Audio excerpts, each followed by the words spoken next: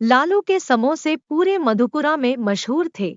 कभी साइकिल पर दोनों ओर टीन के डिब्बों में समोसे रखकर लालू इसी जगह खड़ा होता था और आज उसी की बदौलत लालू की यहाँ समोसे और मिठाई की बहुत बड़ी दुकान है। लालू कहाँ से आया था, यह मधुपुरा कस्बे में किसी को पता नहीं था। अब तक वह लगभग 70 साल का हो चुका था, पर उसने विवाह नहीं किया था।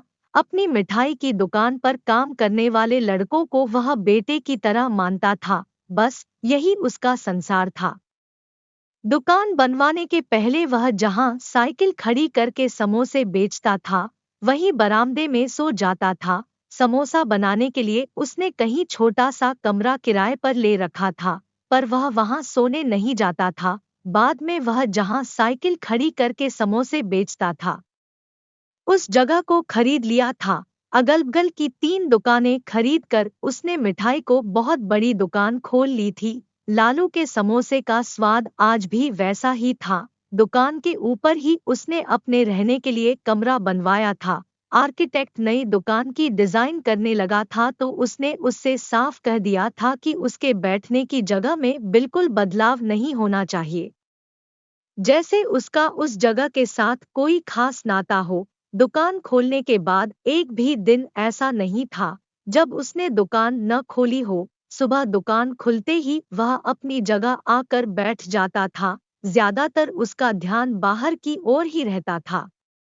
ऊपर कमरे में जाता तो खिड़की के पास बैठा रहता था। जब वह साइकिल पर समोसे बेचता था, तब भी वह यहीं खड़ा होता था।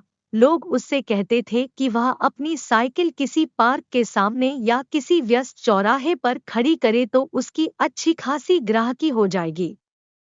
पर लालू ने कभी यह जगह नहीं छोड़ी। उस दिन उसने देखा कि सड़क पार उसकी दुकान के सामने वाले घर में लोगों का आना जाना बढ़ गया है। उस घर में उसे कुछ अनहोनी की शंका हुई, क्योंकि आने जाने वाले ज्यादातर लोग सफेद कपड़े पहन कर आ रहे थे। दुकान पर काम करने वाले लड़के ने आकर बताया कि सामने वाले घर में रहने वाली सविता जी की मौत हो गई है।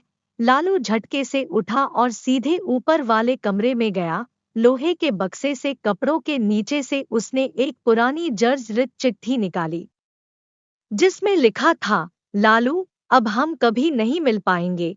तुमने तो कसम खाई थी कि पूरी जिंदगी मुझे देखे बगैर खाना नहीं खाओगे, पर अब यह नियम तुम्हें तोड़ना होगा। मेरा विवाह मधुपुरा में तय हो गया है।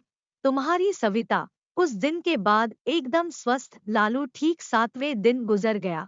कहा जाता है कि उसे ऐसी बीमारी हो गई थी कि उसके मुंह में अन्न का दाना नहीं गया था।